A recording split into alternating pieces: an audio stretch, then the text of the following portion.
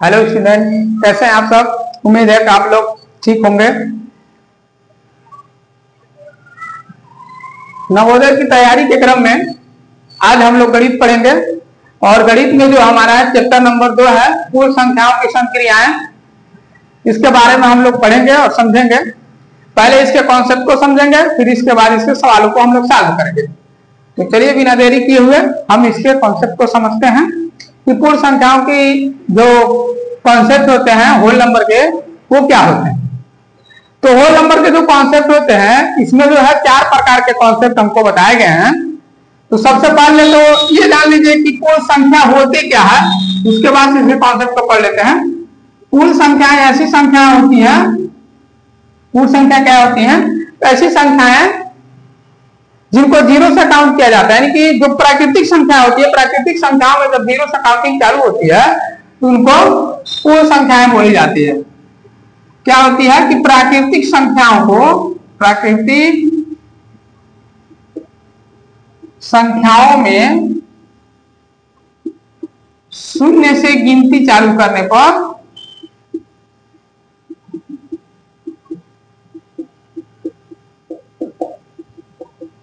प्राप्त संख्या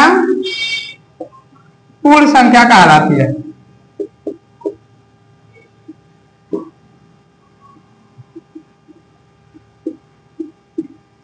पूर्ण संख्या क्या होती है भाई, जब प्राकृतिक संख्याओं में हम 0 से काउंटिंग चालू करें। प्राकृतिक संख्या में गिनती कहां चालू होती है, तो 1 2 3 4 1 2 3 4 5 6 7 8 9 10 ऐसे करके बढ़ते हैं इनफाइनाइट तक। जबकि पूर्ण संख्याओं में क्या होता है, तो वही गिनती 0 से चालू करते हैं। 0 1 2 3 4 5 6 7 8 9 10 जब काउंटिंग करते हैं तो ये पूर्ण संख्या होती है।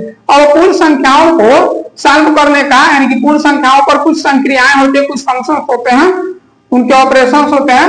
तो क्या होते हैं, तो सबसे पहला जो इसका ऑपरेशन होता है, जो इसका संक्रिया होता है वो होता है संवरक नियम। पूर्ण संख्या का संवरक नियम, जिसको इंग्लिश में क्लोजर प्रॉपर्टी बोलते हैं। पूर्ण संख्याओं के कुछ गुण होते हैं, इनके ऊपर कुछ ऑपरेशन होते हैं, कुछ संक्रियाएं होती हैं। उनमें सबसे पहली संक्रिया है संवरक नियम, यानी क्लोजर प्रॉपर्टी का।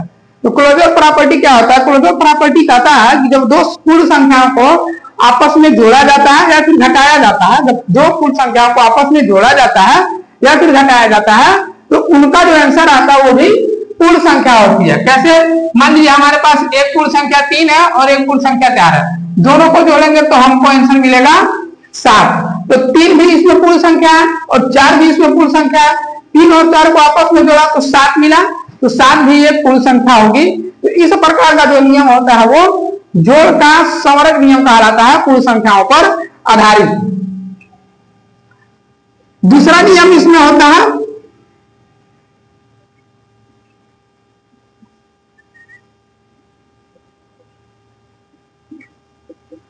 क्रम विनिमय नियम।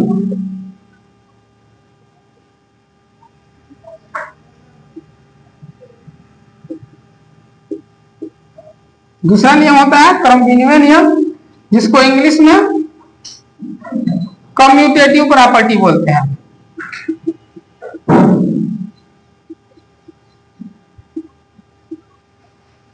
देखो, दूसरा नियम होता है क्रम विनिमय नियम का, जिसको कम्यूटेटिव प्रॉपर्टी बोलते हैं। पूर्ण संख्याओं का दूसरा नियम क्रम विनिमय नियम, कम्यूटेटिव प्रॉपर्टी। ये प्रॉपर्टी क्या कहता है, ये नियम क्या कहता है, इस नियम के अनुसार जब दो पूर्ण संख्याओं को आपस में जोड़ा जाता है, तो जैसे मान लीजिए 3 और 4 हमारे पास दो पूर्ण संख्याएं हैं। जब दो पूर्ण संख्याओं को आपस में जोड़ेंगे और इनके क्रम को बदलने के बाद भी अगर जोड़ रहे हैं, जैसे 4 और 3 कर दिया, तो दोनों का आंसर समान होगा।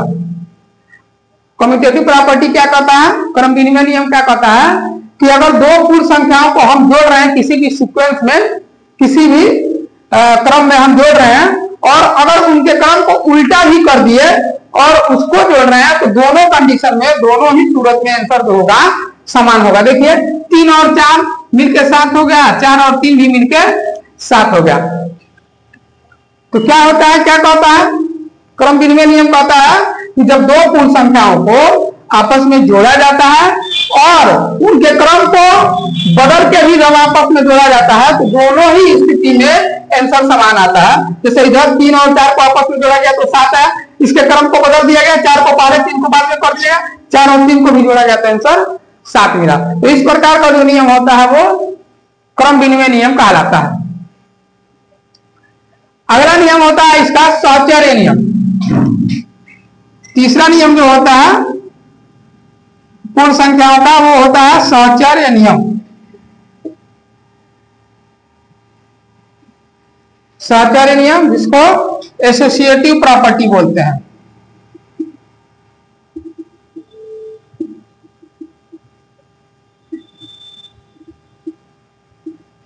एसोसिएटिव प्रॉपर्टी क्या कहता है?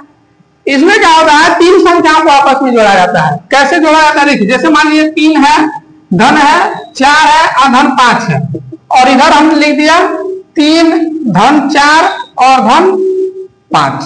देखिए सहचर्य नियम क्या कहता है, 3 संख्याओं को आपस में जोड़ रहे हैं तो कैसे जोड़ा गया है? पहली बार इधर लेफ्ट हैंड साइड में यानी कि बाएं तरफ में हमने क्या किया, 3 धन निकाला, 3 को अलग कर दिया, 4 और 5 को एक साथ जोड़ा हुआ है। जबकि इधर क्या किया है, 3 और 4 को एक साथ जोड़ा गया है एक ब्रैकेट में और 5 को अलग कर दिया गया है। इधर वाले में 3 को अलग किया गया है, 4 और 5 को एक साथ किया गया है। इधर वाले में 3 और 4 को एक साथ किया गया और 5 को अलग किया गया है। तो इस दोनों ही दशा में क्या होगा, आंसर इसका समान आएगा, इसका उत्तर जो होगा वो समान आएगा। देख लीजिए 3 धन ये 5 और 4 मिलके 9 हो गया, इधर का लिए 3 और 4 मिलके 7 हो गया और ये धन 5 हो गया, 9 और 3 हो गया 12 और 2 7 5 मिलके हो गया 12, दोनों तरफ 12 आ गया। तो क्या होता है, सहचर्य नियम क्या होता है, जब 3 संख्याओं को आपस में जोड़ा जाता है और उस कंडीशन में किसी 2 संख्या को एक साथ लेके जोड़ा जाए और उसके अगले भाग में यानी कि फिर किसी 2 संख्या को एक साथ लेके जोड़ा जाए तब दोनों ही कंडीशन में आंसर समान आता है। जैसे 3 धन 4 धन 5 था, 3 अलग था, 4 और 5 एक साथ है। दूसरी तरफ क्या कर दिया, 3 और 4 को एक साथ करके 5 को अलग कर दिया गया। लेकिन जब जोड़ा गया तो दोनों ही कंडीशन में इधर भी 12 आया, बाएं तरफ लेफ्ट हैंड साइड में 12 आया और उधर दाएं तरफ भी राइट हैंड साइड में भी 12 आया। तो इस प्रकार का जो नियम होता है वो सहचर्य नियम कहलाता है। चलिए आगे देखते हैं इसका कॉन्सेप्ट क्या है। अगला नियम है इसमें बंटन नियम। बंटन नियम इंग्लिश में इसको डिस्ट्रीब्यूटिव प्रॉपर्टी बोलते हैं, डिस्ट्रीब्यूटिव प्रॉपर्टी।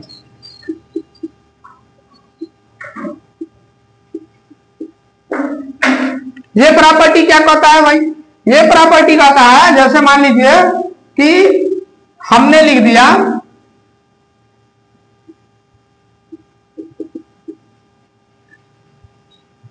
हमने एक संख्या लिख दिया, 3 को बाहर कर दिया और ब्रैकेट के अंदर 4 धन 5 को लिख दिया। 3 बाहर कर दिया, ब्रैकेट के अंदर 4 धन 5 लिख दिया। चाहे तो आप इसके बगल में गुणे का निशान लगा सकते हैं क्योंकि ब्रैकेट के बाहर है तो वैसे ही इसमें गुणे का निशान है। तो 3 गुणे 4 धन 5 ये बराबर होगा किसके, इसको डिस्ट्रीब्यूटिव प्रॉपर्टी इसलिए बोलते हैं क्योंकि 3 जो है 4 के साथ भी मिलेगा और 3 जो है 5 के साथ भी मिलेगा। तो ये बन जाएगा 3 गुणे 4 और धन 3 गुणे 5। बट गया ये 3 जो बाहर था गुणे के रूप में और अंदर ब्रैकेट में 4 धन 5 था, तो ये 3 पहले 4 के साथ गुणा किया तो 3 गुणे 4 हो गया। बीच में धन का निशान है तो धन लगा दिया। देखिए 3 गुणे 4 बीच में धन का निशान है तो धन लगा दिया। फिर ये 3 जो है 5 के साथ भी गुणा करेगा तो 3 गुणे 5। इस प्रकार का जो प्रॉपर्टी होता है वो डिस्ट्रीब्यूटिव प्रॉपर्टी अथवा बंटन नियम कहलाता है। लिख लीजिए इसको। आगे देखिए, आगे जो है हम अगला प्रॉपर्टी पढ़ेंगे जीरो का प्रॉपर्टी, शून्य का गुण। शून्य का गुण क्या होता है वो देखिए। शून्य का सबसे पहला गुण है कि जब किसी संख्या में हम शून्य को जोड़ते हैं, जब किसी संख्या में हम शून्य को जोड़ते हैं तो उसका आंसर वही संख्या प्राप्त होती है। देखिए 2 धन शून्य था, 2 में हमने शून्य जोड़ा तो वही संख्या मिली, 2 मिली। तो जब किसी संख्या में हम शून्य को जोड़ते हैं तो वही संख्या प्राप्त होती है। कोई और संख्या ले लिया जाए, जैसे 123 में हम शून्य को जोड़ रहे हैं तब भी हमको 123 ही प्राप्त होता है। तो पहला नियम क्या है इसका, जब हम किसी संख्या में शून्य को जोड़ते हैं तो वही संख्या प्राप्त होती है।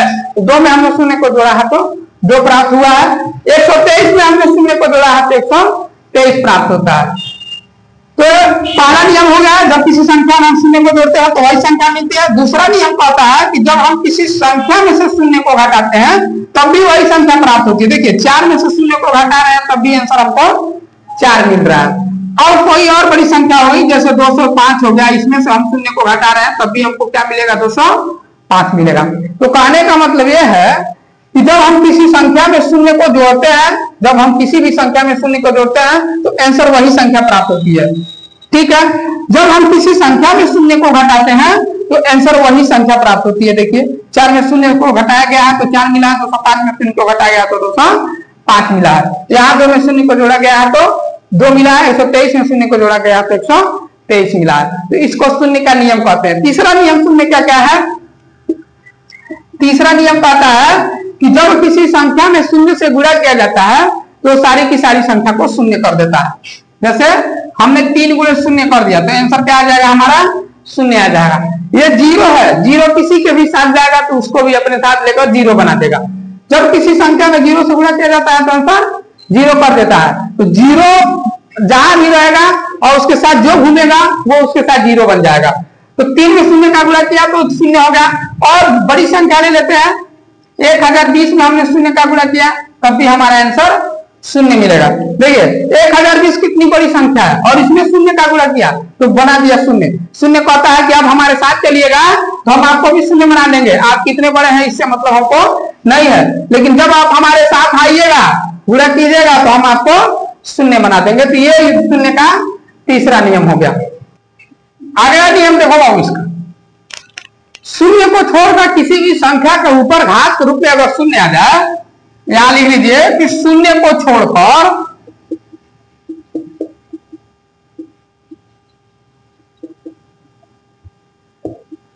किसी भी संख्या के ऊपर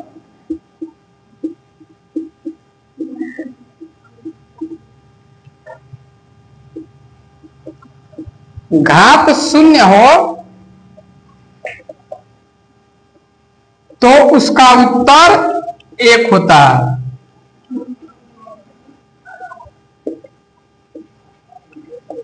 अगला नियम क्या कहता हूं, कह रहा है कि 0 को छोड़कर किसी भी संख्या के ऊपर घात अगर 0 हो तो उसका उत्तर जो होता है 1 होता है। जैसे मान लीजिए हमारे पास 25 है और 25 पर पावर 0 इसे दे दिया है तो उसका आंसर 1 हो जाएगा।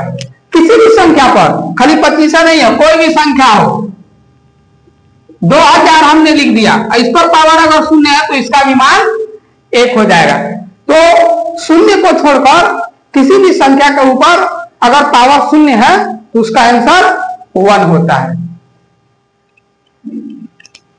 अगला सब कॉन्सेप्ट है इसमें विभाज्यता का नियम। विभाज्यता का नियम अगर आपने पढ़ लिया, याद कर लिया तो आप किसी भी संख्या को बिना भाग के बता सकते हैं वो संख्या कौन सी संख्या से विभाजित होगी कि नहीं होगी। तो चलिए विभाज्यता का नियम पढ़ लेते हैं और इसको आपको याद भी करना है, याद भी कर लीजिएगा तब जाके आपको ये समझ में आएगा। सबसे पहले 2 से विभाज्यता का नियम। 2 से विभाज्यता का नियम क्या कहता है वो,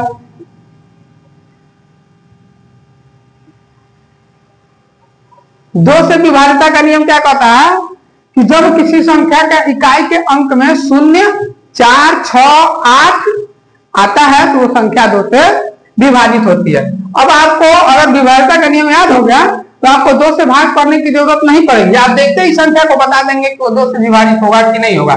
क्या कहता है कि जब किसी संख्या का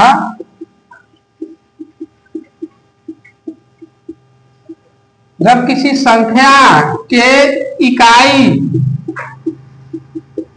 का अंक 0, 2, 4, 6 और 8 में से कोई एक हो तो वो संख्या 2 से विभाजित होती है।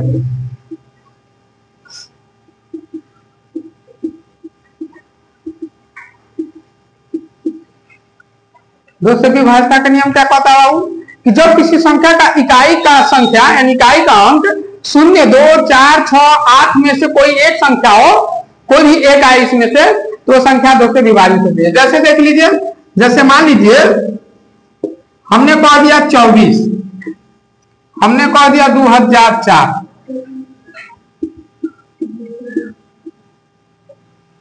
ठीक है। ये 3 संख्याएं हमको दी गई हैं। 24 इसका इकाई का अंक 4 है तो 2 से विभाजित होगा। 2004 में इकाई का अंक 4 है तो भी 2 से विभाजित होगा। 1,25,628 लिखा गया है तो 1,25,628 में इकाई का अंक 8 है तो ये भी संख्या 2 से विभाजित होगी। दूसरा नियम है 3 से विभाज्यता का नियम। 3 से विभाज्यता का नियम क्या कहता है? इंग्लिश में इसको डिविजिबिलिटी बाई 2 इसको बोलेंगे, इसको डिविजिबिलिटी बाई 3 बोलेंगे। तो 3 से विभाज्यता का नियम क्या कहता है?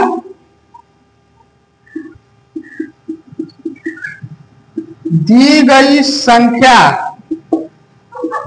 का अंकों का योग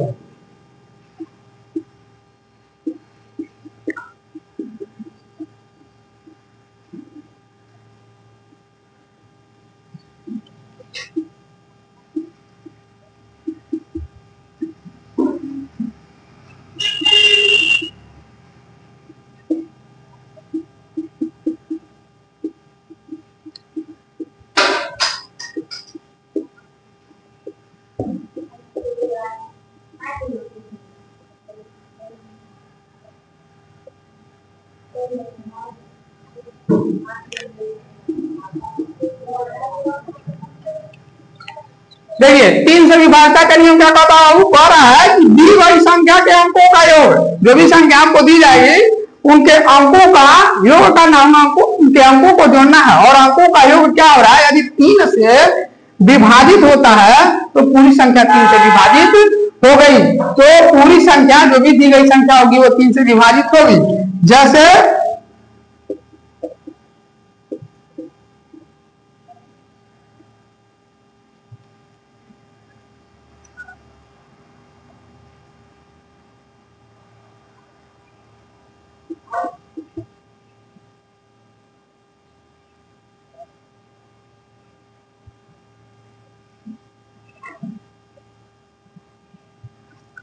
मान लीजिए हमारे पास एक संख्या है 3612, कह रहा है ये 3 से डिवाइड होगा कि नहीं। तो करना क्या है कि इनके अंकों को जोड़ लेना है। तो अंक क्या है? 3 है, 6 है, 1 है और 2 है। इनको क्या करना है? आपस में जोड़ लेना है और जोड़ने के बाद हमको इनको 3 से भाग करना है। अगर इनका अंकों का जोड़ 3 से भाग हो जा रहा है तो ये दी गई संख्या 3612 जो होगा वो 3 से विभाजित होगा। जोड़िए कितना आ रहा है? 6 3 9, 3 6 9 9 1 10 10 2 12, ये आ गया 12/3। और 12/3 जो है ये 3 से विभाजित होगा 12, 3 चौक को 12 4 बार में, क्योंकि 12 जो है 3 के टेबल में आता है, 4 बार में विभाजित हो गया, आंसर आया इसका 4। तो चूंकि इसका जो संख्या दी है 3612, इसका अंकों का योग जो है, अंकों का योग आया 12 और ये 3 से विभाजित हो रहा है, तो इसीलिए 3612 भी आपका 3 से विभाजित होगा। तो 3 से डिविजिबिलिटी का रूल यही बोलता है कि दी गई संख्या के अंकों का योग अगर 3 से विभाजित हो रहा है तो पूरी की पूरी संख्या भी 3 से डिवाइड होगी। जैसे 3612 यहाँ दिया गया था, हमने देखा 3612 में 3 6 और 12 को आपस में जोड़ने पर आया आंसर 12 और 12 3 से विभाजित होता है, इसीलिए 3612 भी 3 से विभाजित होगा। इसके बाद से आगे हम 4 से डिविजिबिलिटी का रूल्स, 4 से विभाज्यता का नियम, 5 से विभाज्यता का नियम, 6 से करके हम पढ़ेंगे। और इसको पढ़ने के बाद अगर आप इसको ढंग से पढ़ लेते हैं तो मान के चलिए कि आपका कोई भी संख्या दिया हुआ है, बिना देखे आप बता सकते हैं कि वो संख्या उस संख्या से अभी जिससे वो पूछी जा रही है उस संख्या से विभाजित होगा कि नहीं होगा। अब इसके बाद से अगले पार्ट में हम आगे की विभाज्यता को पढ़ेंगे। तब तक के लिए जय हिंद।